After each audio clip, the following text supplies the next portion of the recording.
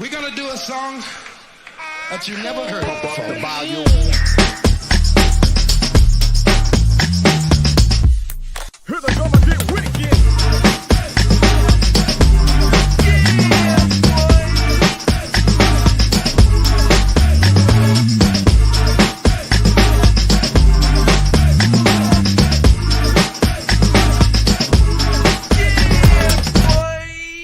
Here we go again. It's Kennedy, my brother from another mother. What's going on, bro? I got a question for you. What up?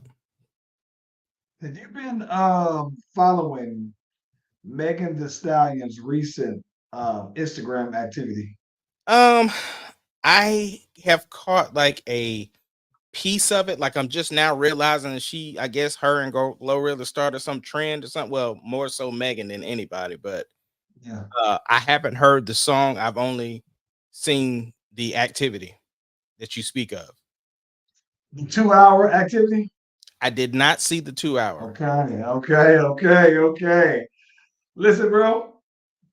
Amazing. Absolutely amazing. And I think that one thing I think that is interesting about it is that she's been reposting other girls and everything like that on her feed. But I think the thing that get me the most though, right? I saw some girl on TikTok said, fellas, I apologize because I never understood this fixation and fascination that y'all would have about just girls and dancing or just in general when you already have somebody. This girl said, listen, I have a whole man, Mhm. right? And I'm sitting here looking like, well, God dog, if I was a dude, I could totally see why this would be very appealing, right? She was like, and then she said, she said, it almost had me thinking like, do I swing this way a little bit? How impressed I am. Yeah, I said, yo, Dad, I fell out laughing though, bro. Fell out laughing when I saw it, man. that's pretty dope. Yeah, man. Well, we got a lot to talk about, bro. You notice we just coming up off of WrestleMania weekend. We coming off the NCAA Championships. It's so much going on, but let's A get back. lot of stuff going on, man. All right, bro. Let's get to it. Let's do it.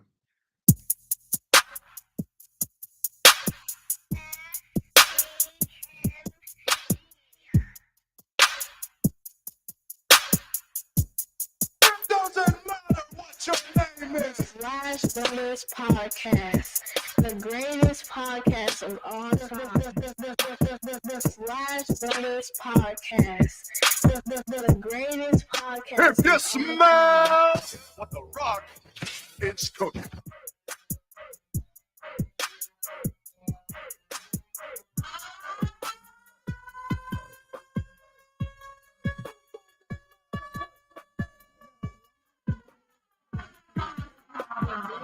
Podcast of all the Slash Brothers Podcast, the greatest podcast of all time. Listen, if you haven't already, be sure to like and subscribe to the Slash Brothers YouTube and Facebook pages. We're live on both platforms at the same time. You click on the notification, you click on the bell, you get the hands up whenever your boys are just doing a thing. Ace Kennedy.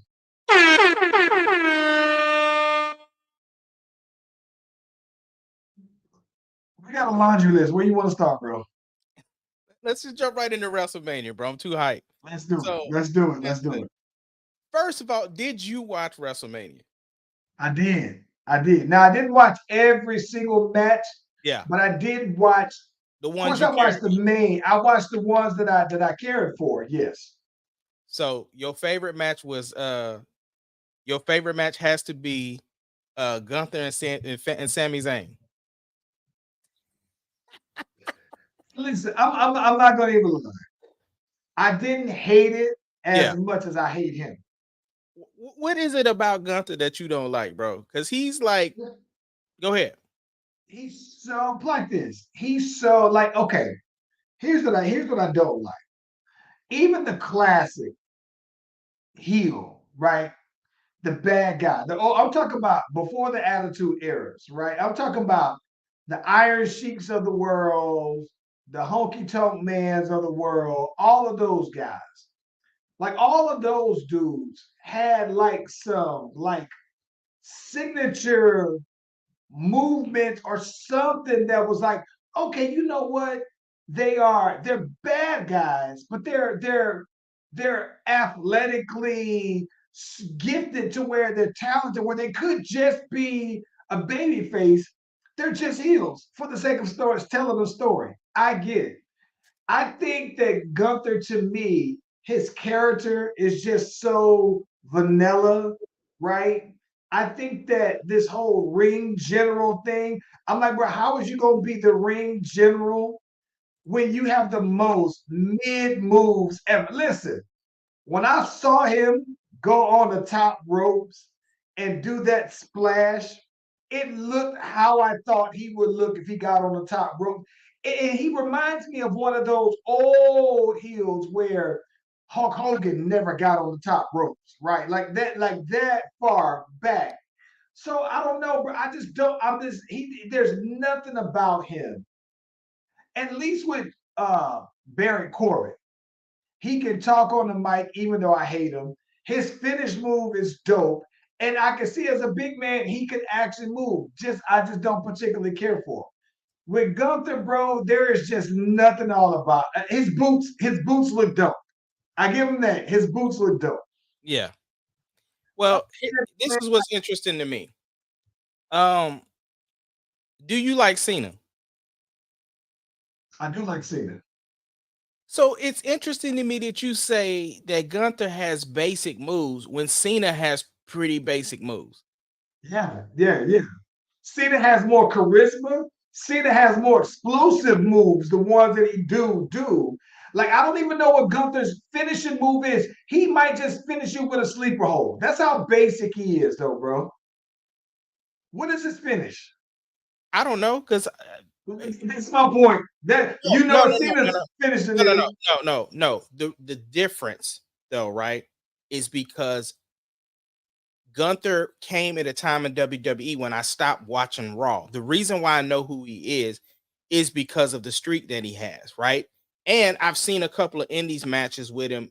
What I know a lot of people like, especially the actual competitors, like about him is his consistency. Like he's one of those you gonna get a hard hitting match, and it was something that WWE necessarily didn't have with like he when you hear people say that Nakamura is the king of the strong style, right? Where the strikes a little bit more harder. To me, Gunther would fit better with AEW with the way he wrestles. And so with that, like he doesn't do the more bigger moves, but the only now the thing I do know about Gunther though, his chops, something is serious. That's all I ever hear. That's all. That's Yeah. all I hear, bro. I So don't know, man. I don't know. what was your favorite part about WrestleMania then? I'm gonna keep it 1,000 with you, bro. It's probably Jay Cargill, bro. Now listen, bro. Every time I see her, I'm just reminded of how fine she is, bro. She is so fine, bro. Like this is gonna sound very creepy coming from a married guy. And I think, like usually when I see somebody who have a female with a ripped up six pack, I just be like, you know what? That's just a little manly to me, though, bro. Her stomach makes you want to lick her stomach to me, though, bro. Every time I see her stomach in pictures, whatever, it makes you want to lick her abs, almost like I think I remember Janet Jackson having a scene where she licked some dude's stomach. Like she has that. Like she is, and then listen, her color, her brown color, flawless.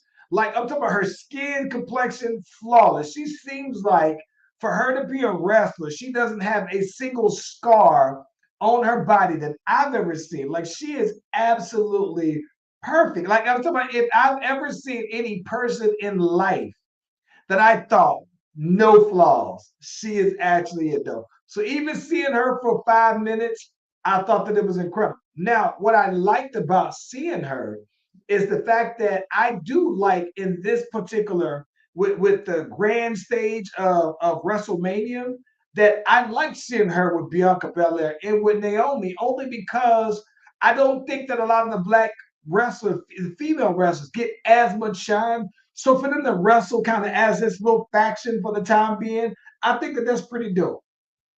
Well, look, I'll give you my favorite part here in just a minute because you brought up something that I'm interested in. So there was a shift in WrestleMania this particular time because this is like the Paul Levesque era, the Triple H era. Like we are in it. There's no Vince McMahon whatsoever. Like they came out and said it at least 17 times alone. This is a new era. Like we had the Attitude Era, we had the PG era. Like we are definitely in Triple H's domain. This was all Triple H. Even though Bruce Pritchard came out there, which we'll kind of get into a little bit later. Like this was a Triple H production, which was cool because even Stephanie came out there, which the reason why I mentioned Bruce Pritchard and Stephanie is because of the fact that them two are very linked to Vince McMahon in the fact that Stephanie was kind of named in the lawsuit as like officer number 3 or something like that. But she came on out there and she even was like, nah, Triple H, my husband is running it. Like this is all him. So Smart. yeah, and all the wrestlers seemed very happy about it because they did stuff that was very against what Vince McMahon normally typically would do, like national anthem for the WW for the WrestleMania in quite some time because Vince didn't like that. You know what I'm saying? Vince was always like America the Beautiful, that's it. But they had the girl Coco Jones out there singing it. You know what I'm saying? So I love Coco Jones, bro. I yeah, absolutely love her. Love Coco Jones, bro. yeah, she did her thing. So my favorite part of WrestleMania, bro, by far, and I mean by far, was the final boss, The Rock. Yeah. So that was to me that was the most obvious one, right? That I didn't want to just go right there, Yeah, but but it I makes agree sense, with though. you. It makes sense. For one, we come from that era, right? But I think I was more impressed with the fact that The Rock took this seriously. He went through a 12-week program as far as dieting, working out. Like he posted a lot of stuff on IG. Um, but he looked like The Rock. Like he didn't look like a shell of The Rock. You know what I'm saying? Like he did all the Rock moves. The only thing I ain't see him do was the pop up, which I'm not even finna trip off of that. He's too buff. I just wonder if he could do the pop up. Yeah, but that's the thing. He slimmed up for WrestleMania though, because he ain't as buff. He went on. He talked about his diet, bro, and he cut out a lot of carbs. He cut out a lot of he had a deficit of a lot of things that was in his diet, and you can tell because he was not as big as he was. I think what he was scared of because when he was that big the last time he wrestled, when he wrestled Cena 8 years ago, he tore his Yeah. muscles off the bone. You know what I'm saying? So I don't think he wanted to be that big to wrestle, but I just thought for somebody who doesn't do it on a regular basis versus Roman Reigns who does it the majority of the time, but Cody Rhodes who does it all the time, Seth Rollins who does it all the time, you know, those guys in comparison to doing what The Rock did, even Triple H was like, bro, I was in awe. It's not easy to come back for a one match and for him to be that intuitive to what the crowd was doing and how he was, Rock took, Rock, what, 50 now, and he got rock bottom through a table, bro. Like, and he said he felt good. Like he said afterwards he felt good. Like I'm just like, bro, there's some bumps you ain't taking. But so outside of that being my favorite part, I will say the other unsung hero that's probably not getting as much shine that should because they were a key element to all of WrestleMania is Seth Rollins. Like if Seth Rollins doesn't lose the world championship, right? That doesn't set up the CM Punk angle, which then doesn't set up the Damian Priest angle. And then Seth Rollins being involved with all of the bloodline stuff, including on night 2, where he came back in full Shield garb and where they were able to do the angle where Roman Reigns hits him in the back, representative of him getting hit in the back 10 years ago. Like all of that to me, Seth Rollins is the unsung hero. He took 2 big L's, both nights. You know what I'm saying? In order, and what was crazy is because even after the show was like trying to go off, he was still limping. So I'm like, man, is he still selling the injury, or is he for real hurt again? So that's what I'm kind of concerned with. I didn't watch Raw after Mania. I think I got it recorded. I did see The Rock and Cody Rhodes' promo on The Rock after Mania, which that was pretty dope because they set up some dope stuff. So, but yeah, those were my big moments. Seth Rollins and The Rock. I'm gonna tell you this. I think that I think, bro, that the one thing that I do like is I like the ultimate story, right? I think that ultimately, like you can't see Cody lose on day one and then also lose on day two because then it's like I thought Cody was gonna win, but then it's like if you don't win, then what are you out here even in contention for? It, So it that ain't. made sense. It's not even that. You can't make Cody lose 2 years in a row Two because years in a row. you Get him know out when of here he then. yeah, because you the thing is when he left AEW, I'm pretty sure in his contract he had to have, or not even in the contract, in the conversation, he had to be like, listen, bro, you know why I'm coming back. I am coming back to be in the main event scene. I'm not coming back to no Stardust And role. card, Yeah, yeah. no. I gotta be in. Like I was a EVP at a whole nother company. I went away and built myself up and came back as a prodigal son to basically be the man over here. So you can't have Cody lose twice, especially because tomorrow we get the documentary on what actually happened as far as why we got to, The Rock and Seth and Cody and Roman in night one and to get to the main event for night two. So yeah, all that to say, man, WrestleMania to me was great. It was the worst moment. The worst moment, um, let me see here, because probably, and I don't gonna say the worst moment, but definitely the match that I didn't really care to watch was the Rey Mysterio in that match. uh Andrade, and they had Jason Kelsey come in there and with Dom and all of that. You know, okay. And listen, I think what was funny is that so because I haven't been watching Raw like that, right? I saw Yeah. that yesterday when Dom got up there, and so when they all the Judgment Day is out there, right? And it's just the ones who don't have belts, right? So, um, um, JD. Rhea Ripley isn't up there, and Damian Priest ain't up there, right? So the homie was up there talking. What's my boy? Finn Balor's up there talking. So Finn Balor's talking, and he finally gives it on over to Dom, though, bro.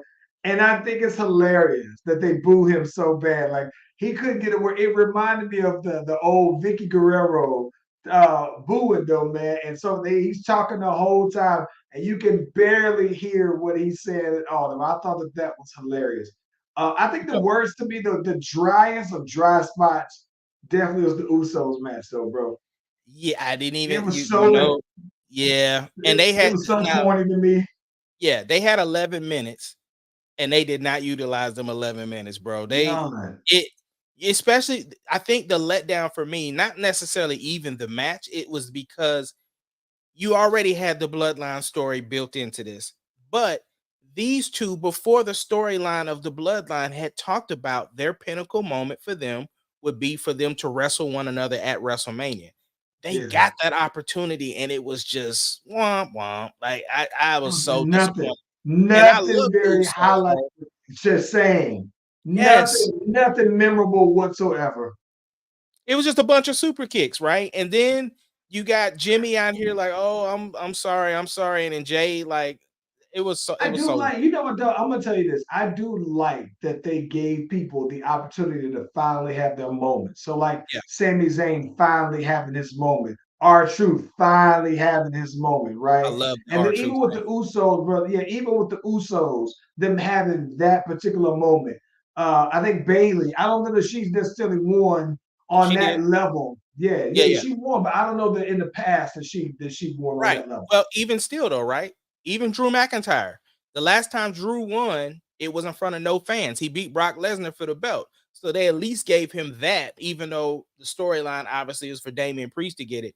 But the fact that he got to win it in front of fans, I thought that was dope because it was still a nod. Like, look, we're gonna Wayne, take care of you. I'm, by the way, man, I'm not mad. Like I do like that.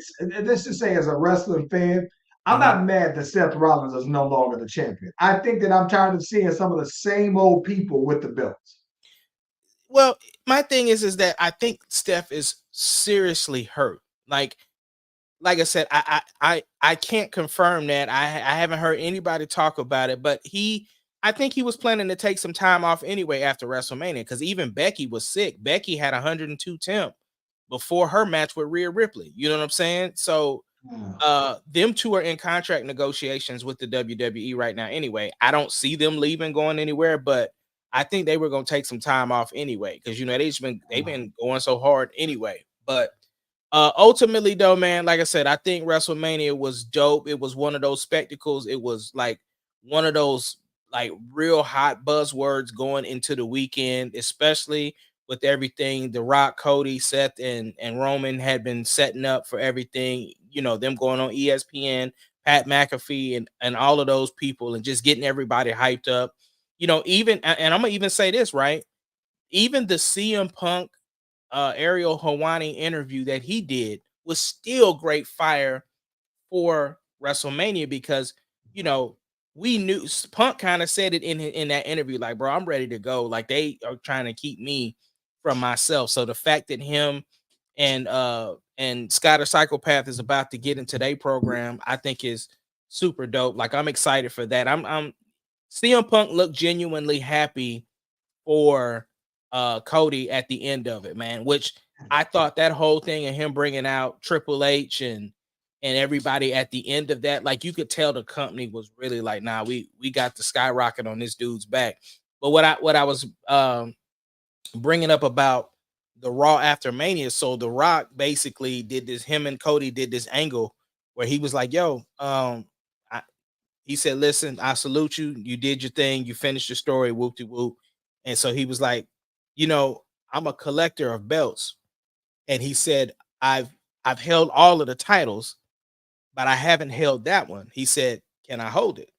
And so Cody just, the crowd is like, don't do it. Don't do it. And Cody was like, I'll let you hold mine if you let me hold yours. So he gave him the People's Champion belt. Rock picks it up. He's kind of holding it, puts it on his shoulder, poses for a minute. He was like, looks kind of nice. So he gives it back, and the crowd is like, this is awkward. This is awkward. Somebody from the crowd said, your belt is fake. And The Rock said, nah, nah, nah, nah. My belt ain't fake. My belt is from Muhammad Ali's widow. And we had this whole thing where I asked him, could I have the name of the people's champion? He blessed me with it. And she gave me this at the Hall of Fame. So, nah, this belt ain't fake. And so he gives Cody something. He said, don't break my heart again. He said, you don't even have to open your hand. You know what that is. And he sticks it in his pocket. And he said, look, your story is over with Roman. He said, but because you beat him in the center of the ring, 1, 2, 3. He said, but your story with me is just beginning. Because just 24 hours before that, I beat you in the ring. 1, 2, 3.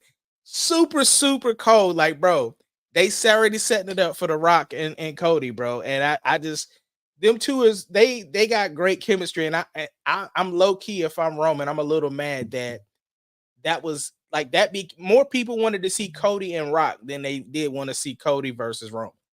I think it's because here's one thing about it. I think that people are getting tired of only seeing Roman part-time. So it's like if you're only gonna see him part-time, and I've seen you for 3 years for part-time, though, I'm not missing nothing. Yeah, but I mean, The Rock is part time. I mean, The Rock ain't been there for 8 But years. still, I can see another person part-time. I'm tired of it. I don't blame him. I'm tired of it. Like I said, I'm tired of seeing the same people with the belts. Yeah. Well, look, man, we can go from the fake beef to WWE and go straight into the real beef, bro. What we doing with this boy young J. Cole out here, man? I thought you was gonna be talking about. I thought you was gonna be talking about JT, City Girls, and Glorilla. I That didn't see team. that one. Listen, I saw JT in Young Miami. I ain't seen nothing about the Glorilla. I don't know nothing about I'm gonna that one. keep it a stack with you, bro. Here's the thing about it. For me, from a hip hop perspective, and this is just from the battle aspect of it. After J. Cole apologized to Kendrick, I'm more impressed with the beat, and they haven't even said anything on. So apparently, I think that it's implied that when Glorilla came back on the Yeah Glow, when she was like slapping rap chicks and making bail, oh yeah, Glow. I think that some people were talking about she was talking about JT. But anywho, though, I think that the thing that's crazy to me is that okay, I'm trying to process this J. Cole apology because he got in front of his concert, Yeah. and I believe his tour 72 hours after his album comes out and apologizes to Kendrick, right? And so this is the thing that makes me a little confused by that, because I thought that I remember hearing a story that Kendrick and that Cole helped Dre kind of find Kendrick. Like, yo, there's this kid out in Compton that's dope. You should be blah, blah, blah. So I don't know if outside of the cameras, if Kendrick and Cole are cool like that. I don't know that they're like me and you, right? How Did, cool they are. did you see the Big Boy interview thing that I sent you? No. Let me play that. Let me because I don't mean to cut you off, but I am kind of in line with you on certain aspects as far as that. I need to know their relationship in order for me to know whether I can forgive that, because it just that just seems to, let me see here. All right. This I is what got I'm my talking thoughts. So about. Okay. Out of the cats now, like the J. Coles of the world or the Yeah, Drakes of the world. Where are you guys at now? same place, same place. It's all love I from the heard that. moment I did the verse to after the verse. You know what I mean? I think hip hop is a sport, so you're gonna have these little spits and spats, and it's all good because personally, I respect these dudes as as people. You know what I mean? So outside of that, it's really nothing. Specifically, where are you at, like with the J. Cole? Specifically, where are you at with a Drake or so on and so forth? I respect their music I heard that. for sure. I respect them as individuals and creators, and I think what the media tried to do is insane, because they take these black, young brothers and really try to clash it and make bump heads, and that's not right. Right, That's how I look at it. I think it's not right. And I think that's why it's great to really show people how we support one another, because Out of the cats now, like the J. I don't like that either, though, to be honest with you. So for me, the whole thing just seems to be whack. Now, this is the thing. The whole thing to me is whack because you can't necessarily say, "Oh, this is in the name of hip hop being competitive. It's a sport," and then say, "Oh, they're trying to pit us against each other." Whatever. That's whack. Either way, for me, I look at it like this, though, bro. All right, if you're telling me that J. Cole and Kendrick Lamar are like me and you, that type, me and PBR, me and Rocky, and for some reason there's this misunderstanding, and Rocky just comes out and has some fire verse. He flaming me on a verse. Part of me would almost feel like I have to respond back. The hip hop head of me says I have to respond back. But at the same time, part of me would also feel like, well, did Rocky give me the heads up? Right? Did I catch this straight? Was this really a stray? Did I catch this and he didn't give me no forewarning? Because if me and Rocky are like how I think me and Rocky are, right? He would have told me this was coming, right? That to me tells me that no, this isn't personal. Let's just see who's better with the bars, right? So the fact that it doesn't sound like that, and maybe Cole took it that way. When you say, "Oh yeah, it was just kind of eating me alive. I want to apologize. I got out of character, whatever. I mean, I guess that kind of explains the reason why I wasn't so wowed away by Cole's response on the song. You got to do something, but at the same time, I'm gonna tell you this: I respect I respect the that he has the wherewithal and the constraint to say, I'm not gonna just jump out the window and wig on my dude. I owe hip hop a response, but at the same time, though, Ace, I'm gonna tell you this: if there is a big three, like people say there is, and if there's a solid big three, the apology automatically made Cole 3. He is no, I don't want to hear nobody say he's 2, 1, nothing. He is not 1.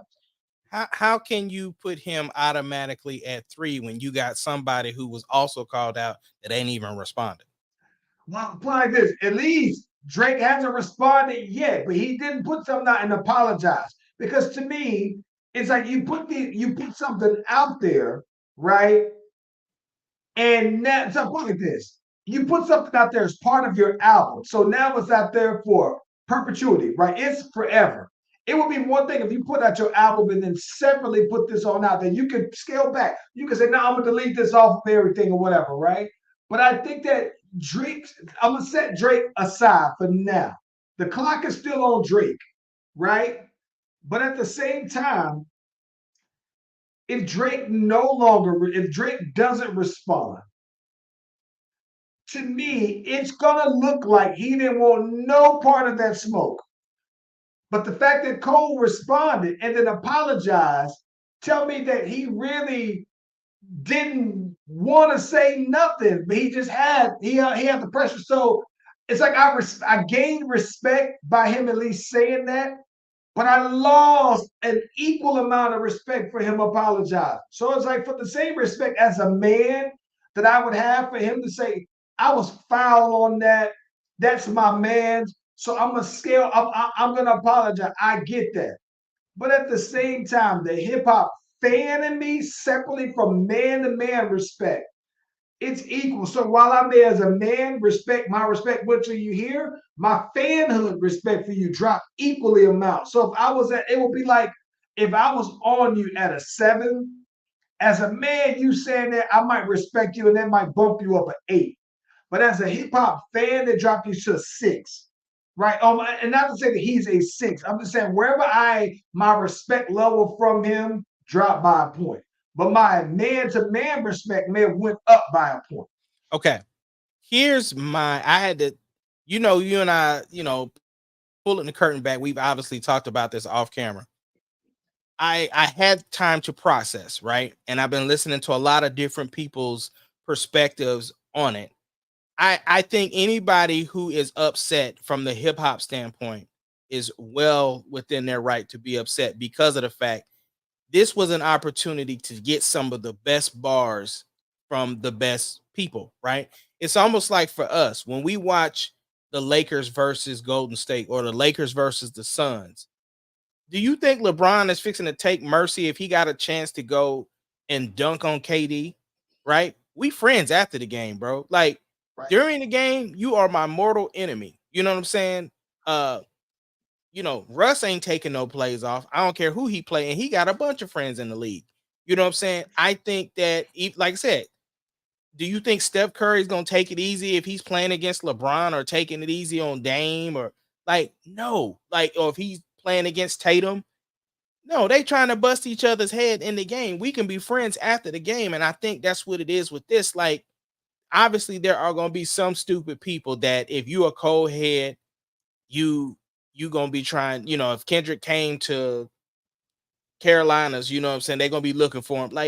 But this, most people who wanted this wanted the rap version of it. They didn't want no violent part of it. They wanted because I don't look at neither one of these like street dudes. That's the reason why I was excited about it. 100%, which is again why it, when Kendrick says this is a sport, I likened it to basketball. I don't think LeBron is taking it easy on PG. I don't think LeBron is taking it easy on Draymond and they cool. I'm just saying, in the context of sports, I'm busting your head. I mean, you play in a basketball league and you have your dudes that you play with on a team, on a weekly basis. But if y'all go to Briscoe and play each other, if y'all on opposite teams, you're not gonna take it easy on your boy just because he Trying to go against you. ham on him. That's what I'm saying. So that's the way I look at it. So for me, I'm disappointed on the aspect of what we could have gotten from this, but I'm also with you on the respect aspect of, at the end of the day, it's my boy. I threw some light jabs, you know what I'm saying? And all in this, like, I think there's a difference between an explanation versus the apology. I think that's where it is. It's the apology part of it. And you could have just said, if you didn't apologize, Yeah. you would have been safe. If you would have said, nah, that ain't even my favorite song on there. I was just, I actually got out of character. But the minute that you said, I apologize, now listen, you know what that tells me, bro? So the reason why I say that it knocks you down to 3, right? If there is a big 3, like we say, because you just said that you the big 3, it's the big 3. You Muhammad Ali, you feel like Muhammad Ali. So now it's like, all right, you when you said that, it was just rap, it was bars, right? Because did you really feel like that? Because if I'm Kendrick, the competitor may say, "Oh, you saying you better than me, right?" So did Yeah. you really feel like that, or was you just what did it say? It made for a good song, it made for a good rap. You kill it. I just think that, like, to me, I respected that on a track with Drake, who people regard as the guy, that you said, no, I'm the guy. So I like when people say I'm the best, I'm the number one. Like, so, and not just that. I'm going to say the competitor in me likes it even more when you say it on a song with other people, right? But it's like, now you kind of got me thinking, like, that bar doesn't seem as hard to me no more. Well, it's not even so much that he said, I apologize. That man said he was losing sleep over it, bro. Come on, man. Like, listen, Ace, let me tell you this. If you came out with a song and you Yeah. said something slick about me, though, bro, something slick about me, and if I was losing sleep, right, it was because, oh man, I would have said some of the greasy, it would have been the lowest of low blows, to where people would have been like, damn, Charlie, you really, you gonna go there on your man's, like, it would be the lowest of lows. And so that's losing sleep, because I would have been like, yo, man, I can't, because this is my thing. That's, again, I can't be like, say what I'm gonna say about all that kind of stuff. Be like, yeah, yeah. So what we doing for Charlie's birthday, man? Oh, how was Deuce's game today, right? How Tari doing on the team? Like, you know what I'm saying? Like Yeah, that. but I don't. If I you think tell me that that's that personal, right. But I also think that conversation could be had if this was a part of it. Like, if if I called you and say, yo, bro, I heard the first person shooting. I'm letting y'all know that verse coming out tomorrow. Y'all be prepared. Like, that's cool to facts. me. Yeah. So That's then it's cool. like, right. So then it's like, all right, it's fair game. I'm gonna come at you, but because like I said, it's no secret that J. Cole and Kendrick were supposed to do a project together. So you gotta think, for some level, they gotta have some sort of respect, like bigger than just music respect. If we broke bread together, bro, Mhm. then that says something to me. I don't break bread with any old person though, bro. So that's what I'm saying. Like, we gotta be like that. So I don't know, man. I mean, maybe they are cool like that, and we just don't know. Okay, last question in a reference to this, and then we can move on. Big Sean came out with a freestyle. What, where do you see Big Sean in the big 3 conversation? Did you even hear the freestyle? Listen, I heard it. I heard it. Okay, listen. Okay, this is gonna sound crazy. I admittedly have never been the biggest Big Sean fan. And I remember when people were putting him as peers to Drake, Cole, and Kendrick when they first came out. And here's where to me, I never heard a Big Sean verse and said, whoo, let me return that back. Let me spin that back. And then not just that, every time I've ever heard him on a song with anybody else, right? He gets out rapped very easily. And I think that to me, when it comes to Big Sean, I think that his cadence and his rap voice, his tone is very monotone to where he might say a bunch of stuff that could be dope, but somebody else who got just a little bit more personality in their raps will come through and say something that might not even be half as good lyrically, but it just outshines him. And I think Big Sean makes great radio music, right? But I think that when you talk about a body of work, I've never been that blown away by him to think that he was on that level. So then when you come back years later, after people basically say you kind of been falling off because you fell back, it's too late for that now, though, bro. Like you should have dropped that 5 years ago. Did you watch his Tiny Desk? I did just for the sake of being a hip hop fan.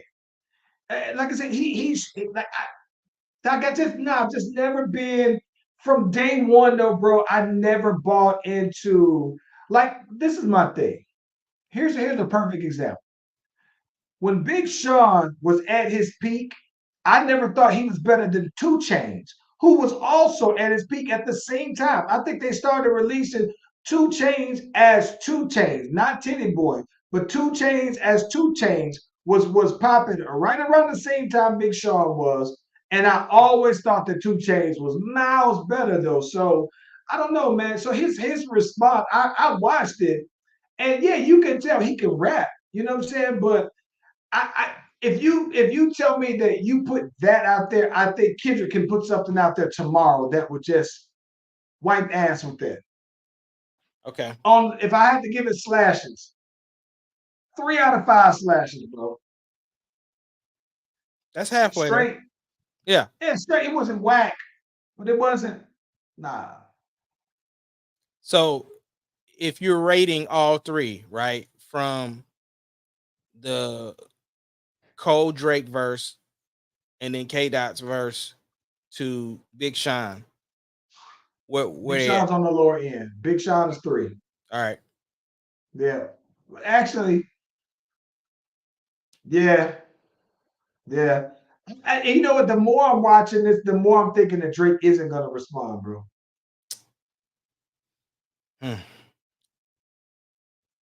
I mean, is he allowed to respond after not choosing to respond to Pusha? He better respond, bro. He better respond, bro. He better respond, bro. He could be forgiven for the Pusha verse if he respond, right? Listen, bro. If Drake does not respond, I think Drake's resume, to me, the only stain on his resume, to me, is not responding properly to the Pusha T, right? He's still going to be Drake, right? He isn't going to lose the ability to put out, he got the formula down for the putting out the hits, right? So he's still going to be Drake. But you remember how we got on here and the Pizza Man son was like, Drake isn't hip hop. People who feel that way is going to have more reason to say, because if you are, you say something, bro. So yeah, Drake can say, I'm the bigger artist. I don't have to say something. But this is somebody who people say is a peer of yours, bro. You got to say something. Yeah. What else on the agenda, bro? Did you watch the women's and men's championships? I watched the women's game and I browsed at the men's game, meaning that I was really invested to see who was actively gonna win the girls' game. Whereas the men's game, it was like, I had it on in the background. Don't really know any of the players. Didn't really have a dog in the fight, but I kind of wanted Purdue to win. just because like I didn't it like even when they lost, it was just like, okay, cool. You know, I knew my boys was watching it, so it was kind of one of those I wanted to know so that I could talk to them about it, and we ain't even talk about it. You know what I'm saying? Like I was very much interested in the girls' game. Now, I do have a question though, right? Because for the girls' game, uh obviously Iowa lost, which means that South Carolina won, who also went undefeated, who's also, I think, what, won 3 of the last 4 or whatever, something like that. 3 out of 7. Why is the conversation still about Caitlin Clark? So you know what I think, bro? I think that the reason why it's about Caitlin Clark is because I do think that okay, so very much how you see someone transcend basketball, right? Push Mhm. basketball. I think the folklore of her and her game is something that we've never. If realistically, here's the thing about it. If you think about it, realistically, we've seen outside of one player for South Carolina. I'm gonna set her aside for a second, but everything that South Carolina has doing, we've seen before, right? I think that Caitlin Clark has elevated basketball for women, right? And I think that that's where people wanted to see her win because you've seen her do everything except for win the national championship, though. I'll tell you this. This is the thing I think, and so that to me was the what I thought was what people were really rooting for because she was doing something that your eye had never seen before. Right. With that being said, I think that the part that I would have loved to have seen, I can't wait to and this girl from South Carolina, I can't think of her name. There's a girl who plays, I think, power forward for South Carolina who dunked in the game. I think she's dunked like twice. Like if I see her dunking regularly, bro, like in games, no layups, if all her layups was dunks, then to me, that's another one of those feats that transcends basketball. It catapults women's basketball. And I don't think that, like South Carolina had the better team, top to bottom.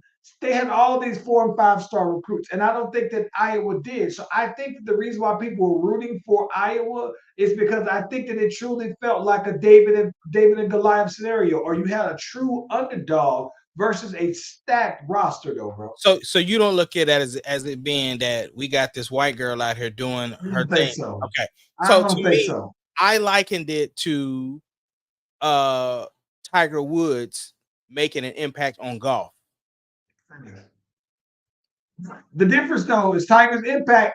It was different because golf was traditionally a white guy's sport, and he's black doing it, right? I Right. think that the thing is, but I think that the difference is though, is that to be quite honest with you, we've seen a Caitlin Clark, right? Like Paige Beckers was on pace before she got hurt. You never heard of Caitlin Clark before Paige Beckers got hurt that she would be able to shoot threes like that. But listen, listen, I don't think that people understand how good Paige Beckers is. Paige Becker was a freshman, won Player of the Year, and won a national championship when she was a freshman. I think she could have left college and went to the WNBA and dominated right away. She got hurt back-to-back years, and so this is her first year back. But so I think that people haven't. I think that it's Caitlin Clark's threes, the long distance, the same way how we see Steph do it. Now everybody does it. It wouldn't surprise me if you see more and more people incorporate long threes into their game like that. So I think that that's what it is. I don't think that it's because it was like, oh, we got this white girl that's playing against a bunch of primarily black girl or black team. Listen, I think that women's basketball has since I've been alive has always been dominated by black women. So I don't think that it was a what people were like, oh, we finally got our one. We about to root for our one white girl. I think that it's just her game transcended basketball, women's basketball. That's what I think it was. Yeah. What about you? Yeah. What did you think of all the games and stuff? Listen, to be honest with you, I was looking forward to what I would personally. I was rooting for South Carolina. The reason why I was rooting for South Carolina. This is gonna sound kind of silly because I think that in the grand history of basketball. I don't think that there's been very many black coaches that have won national championships, right? And while Dawn Staley already won one before, I was specifically rooting for her because I think she's of our culture, not our culture, but Yeah, I know what 90s you're saying. Yeah. pop culture. Yeah, she's one of us. So I think that like I've been seeing Dawn Staley associated with women's basketball damn near all my life though. So I wanted her to win just from being familiar. I've met her before. Not gonna say met her, but it was like a oh snap, that's Dawn Staley. And she was like, oh yeah, she seems real cool though, man. Very much like what you would see on TV though. So but no, I was rooting for South Carolina. Oddly enough, I was in the process of moving around so much so that I didn't catch but the very tail end of the game. But oddly enough, I was looking at the men's game, and I watched that one all the way through because I wanted to see what the center for Purdue actually looks like when he was playing against another 7-foot guy, though, bro, from UConn.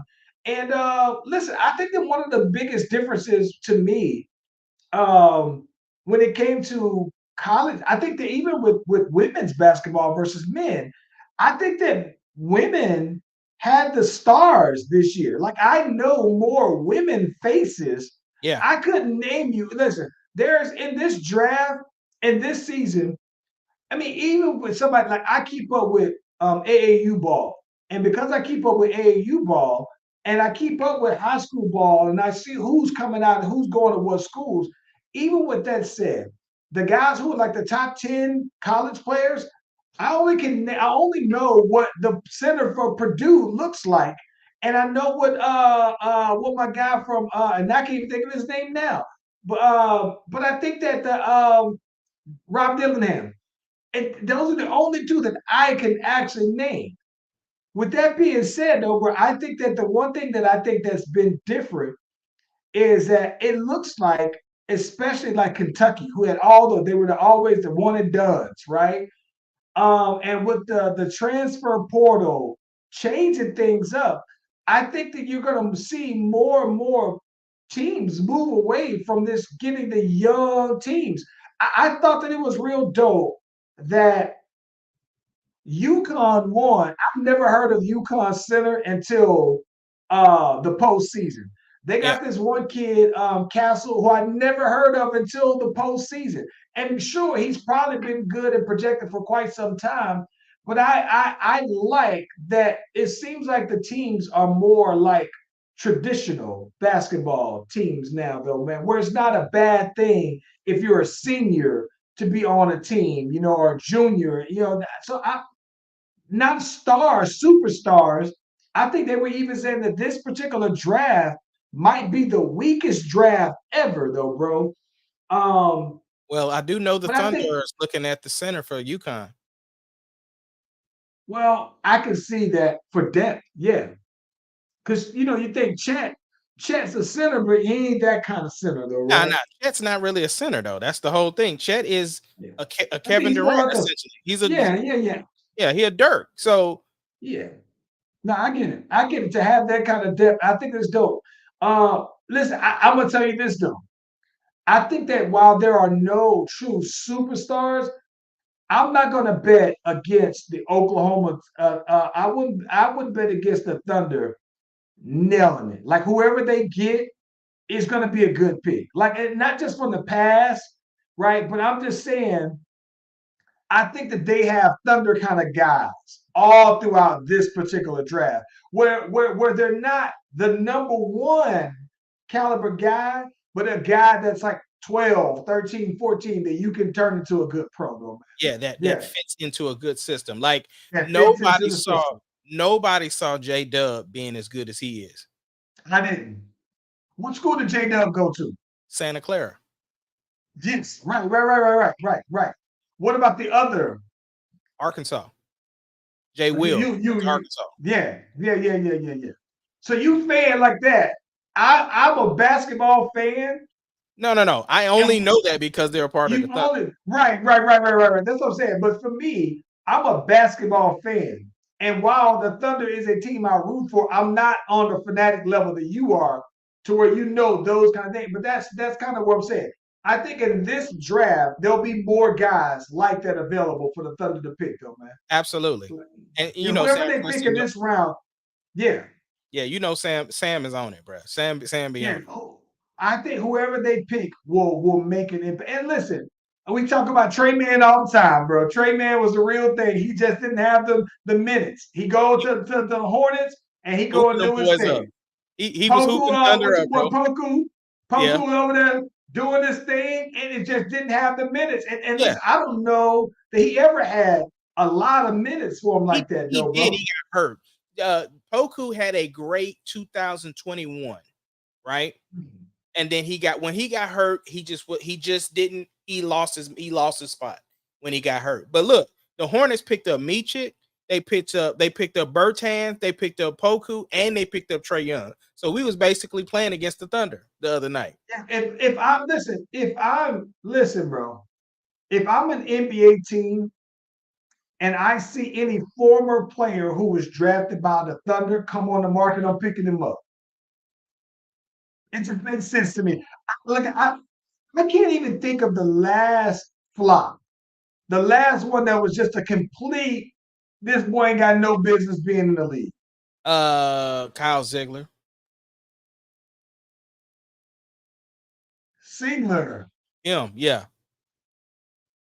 He didn't get drafted by the Thunder, did he? He got, I don't know how we ended up with him, but we said he must know where the bodies is at, because there ain't nowhere in the world he should still be with the Thunder, bro. Like, I don't know of another miss that the Thunder has had outside of him. Yeah, I know who you're talking about, man. I just don't remember. I don't think he got drafted by them, though, bro. No, I don't think he did either, but he some kind of way he ended up on our squad. Too. Yeah. He went to listen, I'm not gonna lie. At Duke, he balled out, bro. Right, but he got in the league and scrubbed out. Yeah, he got picked up by the Pistons, though, bro. Yeah. So kind of one of the last stories, unless you got something else, bro. Jonathan Majors. He avoids jail time, and of course the case still isn't over, because I understand, you know, Grace Jabari, she was not happy that he's not having any jail time. He has to attend a class for a year. He's been in therapy, so the judge wants him to keep doing that. Go ahead. I think that's great for him, right? Mm-hmm. That he avoided jail time. If he truly did nothing that warranted that. I got a question for you, though. Mm-hmm. Okay. That it's a two-part question. Okay. So does this bring him back? Like you know what I'm saying? Like, he lost out on a lot. Does this bring him? It doesn't bring him back, because they found him guilty of something. You know, does this help him? Absolutely, because he avoids jail time. So now, if you put him on a project, he's available to do it, right? As long as and the classes and stuff is where he lives, so he can do all of those things.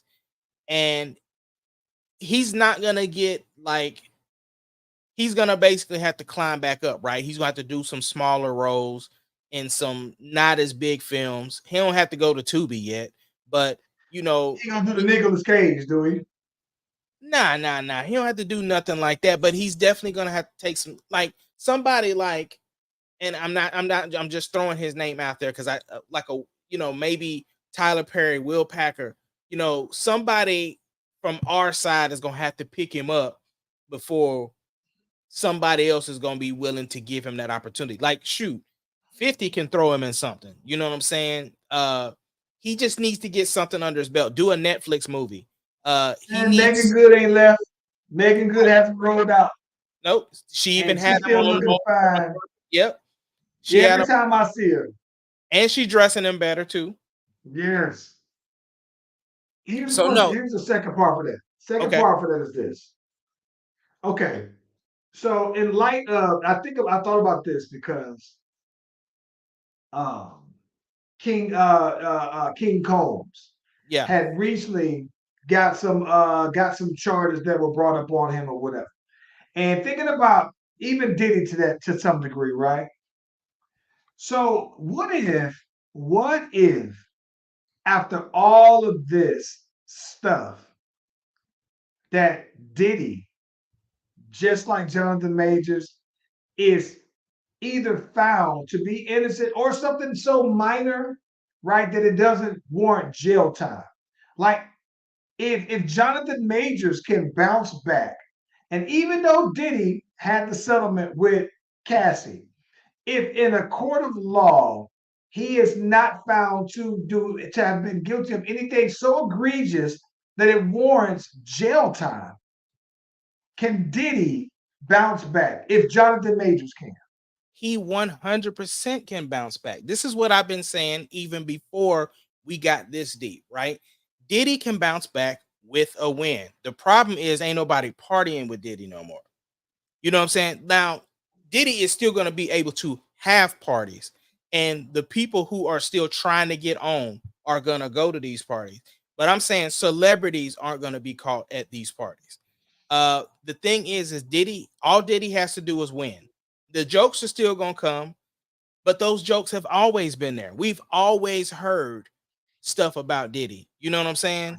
So for that, I think that Diddy just has to put out some fire music. If Ye can come back from all the stuff he had going on with calling out the Jewish community, this, that, and the other, there's no way. Now, the thing, no. Let me explain. Speak on that. Okay. The Ezra Miller thing is different because the movie was already shot. The movie was already done. And obviously, the fans showed their disdain for Ezra Miller with the box office. People did not show up for the Flash movie. Now, I saw the Flash. It was a good, the Flash was good. Yeah, I saw the Flash movie because I'm a fan of DC, right? The movie was already shot. The dude was already in, treatment and this, that, and the other. It wasn't about Ezra Miller. It was the fact that this is one of the closing movies that's going to be for the DCEU as we know it because they started new, right? I like the Flash too. I didn't have an issue with it. But I'm also one of those people that can separate art from the person. Like I can still listen to an R. Kelly album and it don't bother me, but I understand why people that choose not to, that's on them. You know what I'm saying? I can still watch the Cosby Show and not affect me. You see what I'm saying?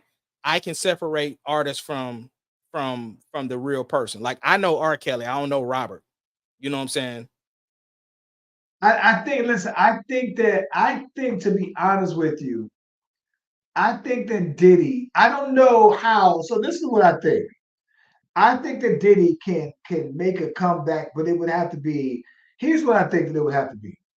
Unfortunately, because I think that Diddy has always been associated with music and the music scene, right, and entertainment. You think about it, right? I don't know. I mean, you think the people have done worse things than what we know as facts for Diddy. Yes. Okay, here's what I'm saying. This is my only thing. If Steven Tyler has done everything that we know to be a fact, and Steven Tyler ends up being on American Idol as a judge at his peak of popularity, given everything that we know to be a fact about him, then I don't see how Diddy, if found innocent, right, or if these are deemed minor infractions, minor like Jonathan Majors, no jail time, might have to pay a fine, whatever. If Diddy does no jail time on it, then yes, I think that he could bounce back. He just has to win, bro. Listen, that's it. If Diddy wins, people will forgive him. The thing is that, like I said, nothing we have heard outside of maybe the underage aspect of stuff that we've heard, allegedly, right? There's nothing else that we heard that we haven't heard before. We've heard about Diddy parties all before. It's not like we haven't heard about Diddy parties. That's always been a thing. That's always been a joke. It's just now it's more reality because we're hearing so much more about it, right? But the thing is, if he's not found guilty in the court of law, he's gonna be guilty with the court of public opinion. That's just not gonna change. The jokes are always gonna be there. But if he puts out some fire music, like I said, if Kanye can talk about a whole Jewish community and people are still waiting for that next yay or putting up still wearing Yeezys, Diddy will be fine as long as he ain't found guilty in court, bro. I think And here's the other thing, and I'll let you finish. It depends on what even if he was found guilty in court, it depends on what he's found guilty of. facts. I think like so. This is what I think. I think that if so, yeah. Because you I look at think that you look at Jonathan Majors, right? He wasn't found guilty of the big stuff. They found him guilty on these two little bitty minor things where everybody's like, "Come on, bro!" Like we watch him run away from this white girl, and he's still guilty. Like, come on, man. yeah. Now, see if and listen, I'm not by any means making it seem like Diddy is a victim here at all. But we're just saying, hypothetically speaking, Right, victim or not, if he is found to be innocent and does no jail time, right. I think that he can now. Here's the thing about it. I don't know how he gets reintegrated into the community like that. It's like I said, he has to go back to what got him famous, music. If he comes in, drops some fire records, does some and finally get some features back on some stuff, that pops off. That's all I it's think going there are people who still. I think that there are some people who musically would still rock with him. they're people that don't have nothing to lose, right? People like if unfortunately, you know, people's opinions about Chris Brown just aren't gonna change. Whatever, like if you like Chris, you're gonna rock with Chris. So if Chris did a song with Diddy, that's not really gonna change anything. Let me ask you something. What's up? If Diddy is found to be innocent, right, and does no jail time, and Diddy reaches out and says, "Ace Kennedy, though, man, I've been following you. I think your last project is underrated, though, bro. And I would absolutely love nothing more than to get you in the studio, man. Let's cut some records, though, bro. Would you be down to work with I'm flying with Diddy today. me?" Listen, Ace Kennedy. Listen. You gonna be Keep you it gonna 1,000. take that. I'm gonna keep it 1,000 with you, bro. I'm gonna keep it 1,000 with you, man. I would have to ride with you on that one, bro. That way, listen, that way you and I know what happened. Right. Right. So it ain't like a one-sided thing. I'm like, yo, I'm gonna slide out here with my partner and we gonna be straight though, bro. Nah, we Right. be cool out here. Yeah, Yeah. so I'm just saying though, man. If Diddy said I'm gonna send a jet for you though, bro. Come on out here, man. I'm gonna be Come on listen. out to LA. You're gonna see me all on Instagram on the love jet, bro. Oh my God. I'm flying brother love, bro. Like I said, if and again, we speculating and joking, but seriously though, in the event that he is found innocent in the court of law, then for him, he will be fine as long as he starts winning. I mean, you looked at how people, God rest his soul, turned on Kobe with his little incident. Once the Lakers started winning, And he would have been more popular than after. right, He became right, more popular to me. right, 100%. Once people, I'm telling you, when you start winning, people just forget, especially if you somebody that they sort of cared about to begin with. You know what I'm saying? All is forgiven. Yeah. Man. What else you got, bro? That's all I got, bro. That's all All I right. got. What you got? It was a good show today, bro. Good show. And yeah, absolutely. Yo, so the funny thing is, let me tell you this real quick. Shout out to the boy PBR though, bro. Listen, Sunday, he pulled on up, was like, yo, I'm gonna hop in the lab You know, I'm trying to go ahead and get my daughter to record some stuff though, right? Record a chorus for me though, bro. Completely floored that apparently she can sing, and I just didn't know this whole entire time. And not just that she could sing. She comes into the session and not 30 minutes tops, right? From the very first time she goes out here though, bro, kills it. I'm talking about like, listen, I had her go through, and I only didn't use 2 tracks that she had. And those are only because those were the first ones. Once I heard her actually come the third time around, and she put a little sting on it, I was like, are we gonna do all of them like that? Yeah. Now, incredible. And so listen, shout out to the boy PB. I actually had, it was one of the, I had goosebumps mixing this particular song though, man. And every time I hear it in the studio though, man, it's incredible vocals though, man. But completely blown away though, bro. Golly. Yeah. So I'm back in the studio mixing this week though, man. That's what I got on deck. What about you? Man, I am I gotta re-record some songs. I'm getting ready. I got the April shower show coming up. I think April 27th, somewhere along in there. Don't have the flyer yet. But the April shower show is coming, so I'm gonna re-record because I'm doing some new stuff out there.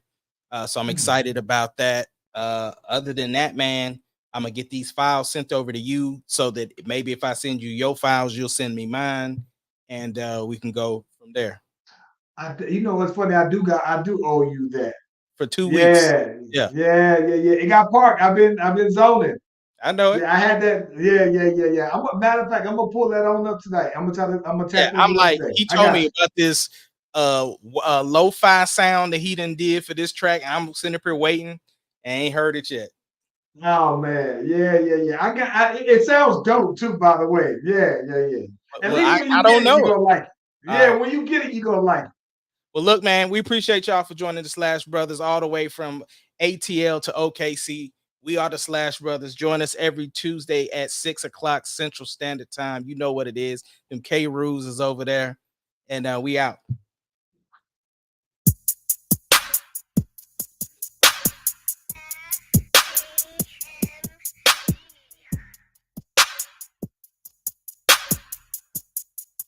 If you smell The Slash Brothers Podcast, the greatest podcast of all time. The Slash Brothers Podcast, the greatest podcast. Can you of dig all it, time. sucker?